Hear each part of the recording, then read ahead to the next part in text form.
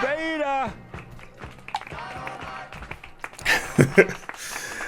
All right, let's get into it. How you guys doing? My name is Cheryl. This is Coding with Strangers, and I want to talk about something. I downloaded Facebook in 2006 or 2007. Before Facebook, before MySpace, I was on Tagged. That was the social media darling that brought me into the social media world. And Tagged was so much fun. It was great. I had my first crush, and I just remember like having so many first time experiences. Like the first time I got called the N-word on the internet happened on Facebook. Facebook holds a lot of dearly true things to me. But at the end of the day, Facebook was something I kept because of necessity. And it was the necessity of feeling connected to people that I had met throughout my journey in life. And I would lived in a time where a little black book with all the names and addresses of people you know and love was your means of connection. If you grew up in a Nigerian or a foreign household, your mom had a notebook like this, or your dad had a notebook like this, and that's how they kept track of all their friends. And I remember seeing them every time they would make a phone call. They would scratch out the age or date of however many kids they had at that time. Like, oh, if Auntie Sally's had her third son and the second one is now 4, and I would see that there. And they would be looking at these notes so they could make these phone conversations. But somewhere down the line, Facebook became that. And for a long time, it did a great job of connecting people together. And that's unmistaken, right? That's just the truth of the situation. Now, not only do I not look at Facebook as heavily or follow it, it's almost become a detriment. In 2016, because of how people were so easily manipulated, and because even to this day, people aren't properly educated on how to navigate the internet, people are constantly falling to scams, misinformation, falling into these deep cults, basically, where they can literally go from, like, in Dallas, we remember the situation where all of those people from QAnon were just wandering around the park in Dallas, literally. A lady in Canada who's the queen of Toronto or something like that. She's getting people's mobile homes and having them literally dump out their life savings to worship these people. These things manifested on Facebook. And while Facebook's not responsible for it, the downtrend in social decency on the internet has a direct correlation to Facebook being more hungry, more greedy, more possessive about how data is managed and how that data can be have a profit made on it. There's a direct correlation to Facebook's profits increasing with the more degenerates that are born and created on Facebook. And for that reason alone, I think it's time for me to let Facebook go. Or Meta, whatever. I'm going to call it Facebook throughout this whole entire thing. And this stems from a personal thing, and I'm kind of ashamed of myself. Because it wasn't the fact that Facebook, Instagram was found guilty of literally skewing women's images, ideas of an ideal woman based on this. It's not when the filters on Instagram literally could make videos of women seem more provocative, or filters or all this stuff. It wasn't with the rise and fall of the Tate brothers. It wasn't with the Fresh and Fit podcast. It's literally because now it's affecting me. Meta, Facebook has decided to make it, if you own a Facebook page, whatever's on that Facebook page, whatever someone has of you on your Facebook page, it will now be up for AI, right? And Facebook, the way Facebook is made, the way Instagram is made, you can't delete all of your information. You either get rid of the page or it stays up. And therein lies the question. Am I okay with my information being used to train AI? And it's not a question of, oh, well, Hero, they basically have information, but it's not, if it's worth them doing, shouldn't I be getting paid for it? And if I'm not getting paid for it, why am I going to make it easier for them? You know? I don't know if I'm going to delete it, but maybe after reading this article, I'll feel a little bit better. Let's get into it, shall we? Plans to use Facebook and Instagram posts to train AI criticized. plans to use people's public posts and images on Facebook and Instagram to train artificial intelligence. Tools belonging to parent company Meta have been attacked by digital rights groups. The social media giant recently has been informing UK and European users of the platform that under privacy policy changes takes effect on the 26th of June, their information can be used to develop and improve its AI products. This includes post images, captions, comments, and stories the users over the age of 18 shared with public audiences on Facebook and Instagram, but not private messages. So basically, anything that you have ever put on to Facebook or Instagram can be shared. This is only, and this is for the UK, and they're saying this in the UK because I believe the UK has rights that Facebook has to acknowledge, but in the US, this is not a thing. The company is allowed to do whatever they want with said information. There are no protections for us over here in the US, but Facebook has to make this announcement to their users and also to the broader public so that people can be, like, it's part of their process, so people can be made aware of this so they can protect themselves. Now, the European campaign group that advocates for digital rights called its processing of years worth of others' contents on the site and abuse of personal data for AI. And that is such a great point. They're willing to go to such great lengths to train up this AI to do what?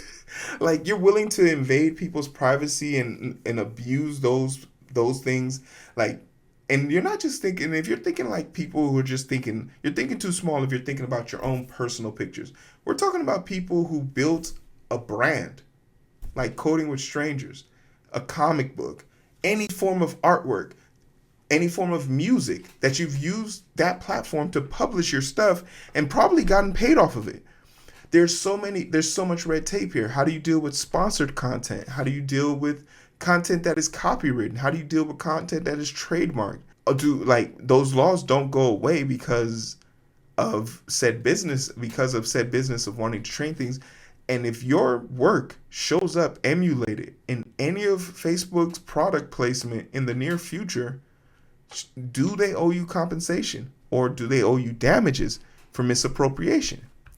These are the painful questions that they've somehow seemed to not want to answer, but are okay with going forth with this idea.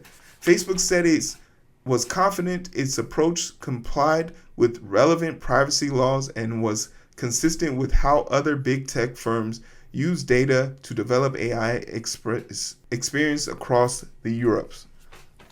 That's a weird thing. A big tech company saying, that's how other companies do it, so that's how we should do it. You're Facebook. You're the leader in the organization. That's such a cop-out answer. It's so weird to hear them use such a, everyone's doing it, so we should be fine. Noyb, they advocate for digital rights, has filed 11 complaints for data protections in Europe, urging them to immediately take action and halt the company's plan. In a blog post published on the 22nd of May, it said Europeans users' information would support wider rollout of generative AI experience, in part by providing more relevant training data. These features and experiences need to be trained on information that reflects the diverse culture and language of European communities, it said. The tech firm have been rushing to find fresh multi-formatted data to build and improve models that can power chatbots, images, generators, and other buzzwords in the AI products. It's such a weird thing.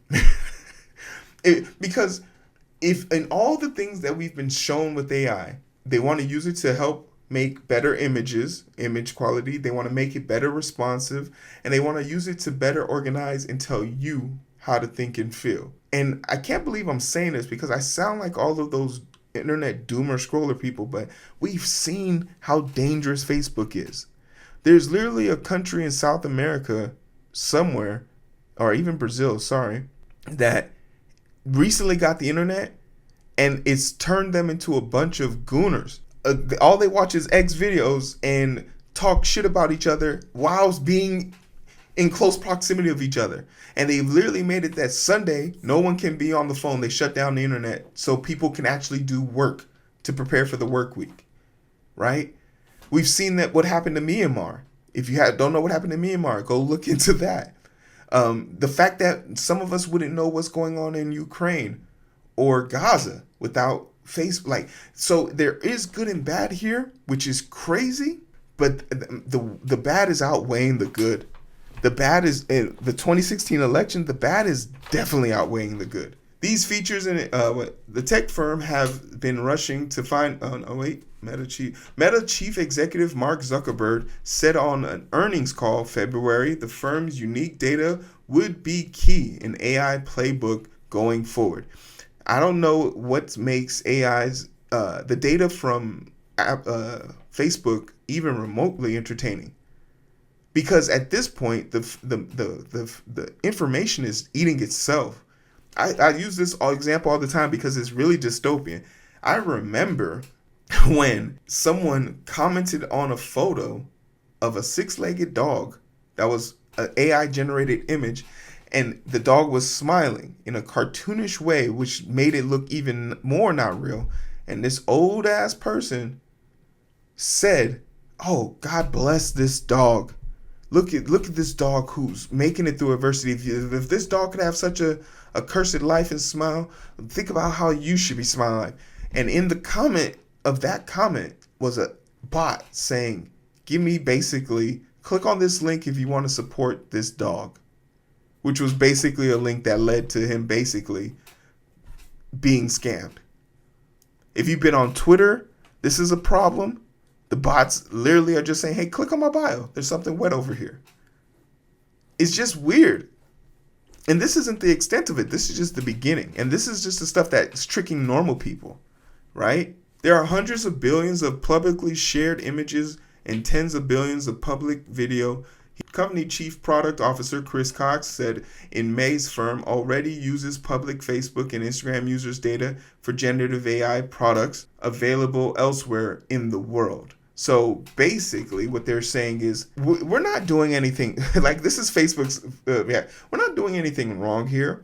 We've been using your data for generative AI through other companies long before we even started looking at our own database, but that's just because we wanted to know what the other people were doing, and we've assessed what they've done, and we know what that data now looks like, so we can now use our data to basically perfect the system. So they practice with other people's stuff, now they're ready to perfect it on our own. And at this point, this is the end of the article for me, because it's kind of awkward. They talk about how the onus is on you.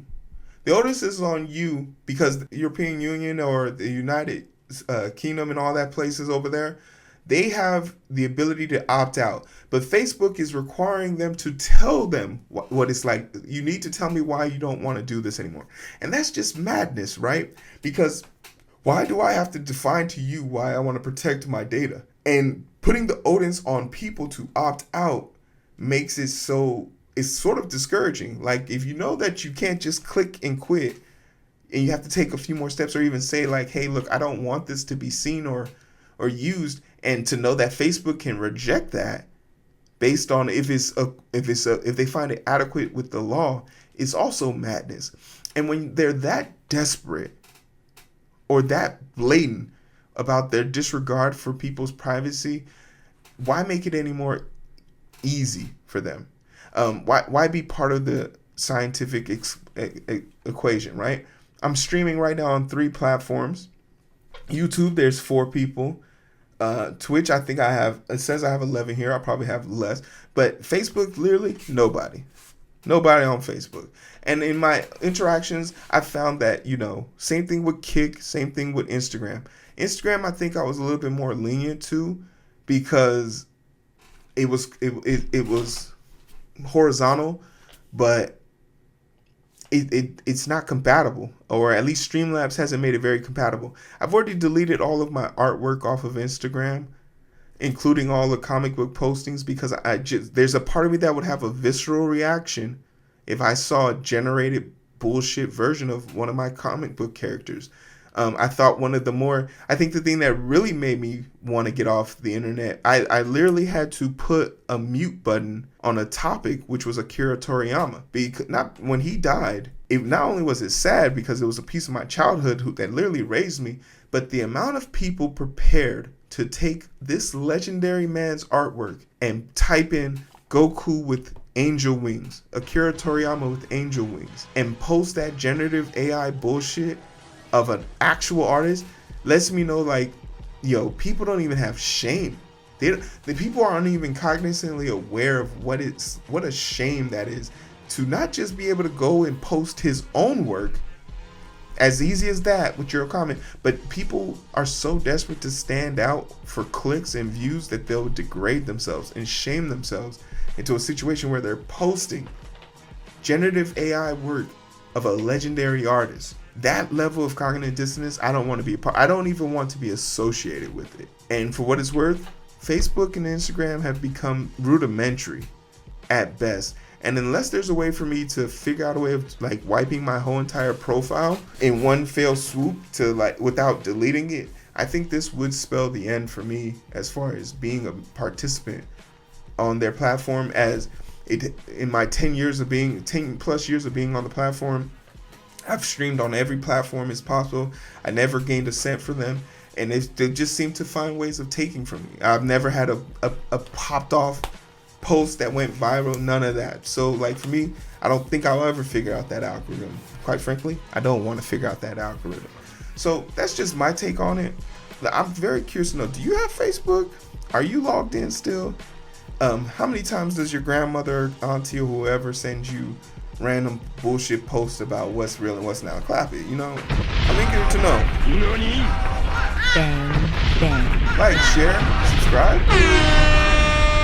Facebook is going to be deleted, but my Patreon is still there.